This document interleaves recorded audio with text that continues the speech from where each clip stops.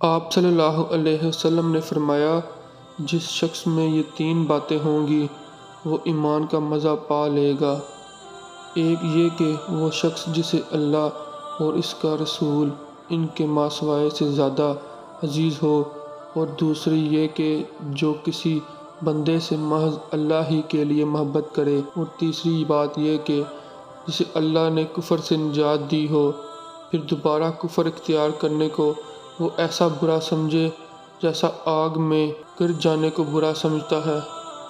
صحیح البخاری حدیث نمبر 21۔ آپ صلی اللہ علیہ وسلم نے فرمایا، جب جنتی جنت میں اور دوزخی دوزخ میں داخل ہو جائیں گے، اللہ پاک فرمائے گا جس کے دل میں رائی کے دانے کے برابر بھی ایمان ہو، اس کو بھی دوزخ سے نکال لو۔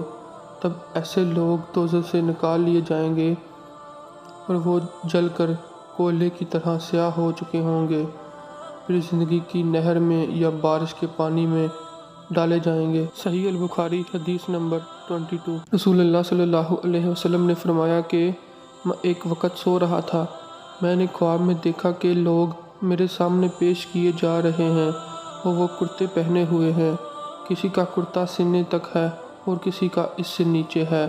پھر میرے سامنے عمر بن خطاب لائے گئے، ان کے بدن پر جو کرتا تھا اسے وہ گھسیٹ رہے تھے، یعنی اس کا کرتا زمین تک نیچا تھا۔ صحابہ نے پوچھا کہ یا رسول اللہ، اس کی کیا تعبیر ہے؟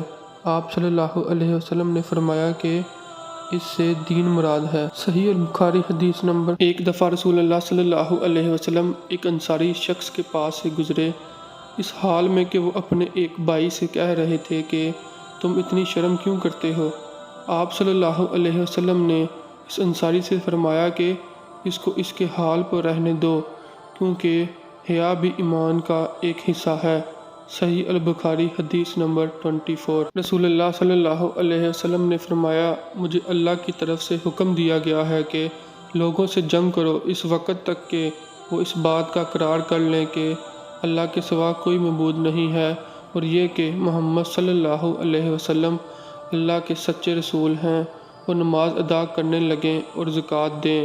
جس وقت وہ یہ کرنے لگیں گے تو مجھ سے اپنے جان و مال کو محفوظ کر لیں گے سوائے اللہ کے حق کے۔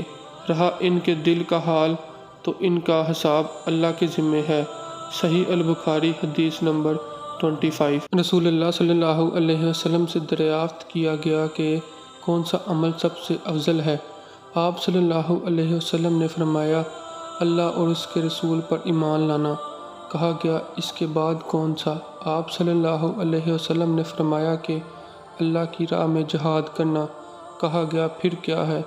آپ صلی اللہ علیہ وسلم نے فرمایا، حج مبرور۔ صحیح البخاری حدیث نمبر 26۔ رسول اللہ صلی اللہ علیہ وسلم نے چند لوگوں کو کچھ عطیہ دیا اور ساتھ وہاں موجود تھے۔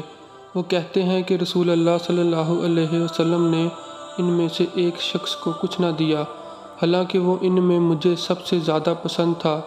میں نے کہا، یا رسول اللہ، آپ نے فلاں کو کچھ نہ دیا، حالانکہ میں اسے مومن گمان کرتا ہوں۔ آپ صلی اللہ علیہ وسلم نے فرمایا، مومن یا مسلمان؟ میں تھوڑی دیر چپ رہ کر پھر پہلی بات دہرانے لگا۔ نبی کریم صلی اللہ علیہ وسلم نے بھی دوبارہ وہی جواب دیا۔ پھر آپ صلی اللہ علیہ وسلم نے فرمایا کہ اے سعد، باوجود یہ کہ ایک شخص مجھے زیادہ عزیز ہے، پھر بھی میں اسے نظر انداز کر کے کسی اور دوسرے کو اس خوف کی وجہ سے یہ مال دے دیتا ہوں کہ وہ اپنی کمزوری کی وجہ سے اسلام سے پھر جائے، اللہ اسے آگ میں اوندا ڈال دے۔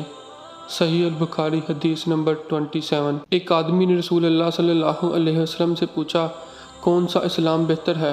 آپ صلی اللہ علیہ وسلم نے فرمایا کہ تو کھانا کھلائے اور ہر شخص کو سلام کرے، خواہ اس کو تو جانتا ہو یا نہ جانتا ہو۔ صحیح البخاری حدیث نمبر 28۔ نبی کریم صلی اللہ علیہ وسلم نے فرمایا، مجھے دوزخ دکھائی گئی تو اس میں زیادہ تر عورتیں تھیں جو کفر کرتی تھیں۔ کہا گیا، یا رسول اللہ، کیا وہ اللہ کے ساتھ کفر کرتی ہیں؟ آپ صلی اللہ علیہ وسلم نے فرمایا کہ خاوند کی ناشکری کرتی ہیں اور احسان کی ناشکری کرتی ہیں۔ اگر تم عمر بھر بھی ان میں سے کسی کے ساتھ احسان کرتے رہو، پھر تمہاری طرف سے کبھی کوئی ان کے خیال میں ناگواری کی بات ہو جائے تو فوراً کہہ اٹھیں گی کہ میں نے کبھی بھی تجھ سے کوئی بلائی نہیں دیکھی۔ صحیح البخاری حدیث نمبر 29۔ حضرت ابو بکر صدیق رضی اللہ عنہ نے نبی کریم صلی اللہ علیہ وسلم سے سنا ہے، آپ صلی اللہ علیہ وسلم فرماتے تھے، جب دو مسلمان اپنی اپنی تلواریں لے کر بھڑ جائیں تو قاتل اور مقتول دونوں دوزخی ہیں۔ میں نے عرض کیا، یا رسول اللہ، قاتل تو خیر ضرور دوزخی ہونا چاہیے، مقتول کیوں؟ فرمایا، وہ بھی اپنے ساتھی کو مار ڈالنے کی حرص رکھتا تھا، موقع پاتا تو وہ اسے ضرور قتل کر دیتا، دل کے عزم صمیم پر وہ بھی دوزخی ہوا۔ صحیح البخاری حدیث نمبر 30۔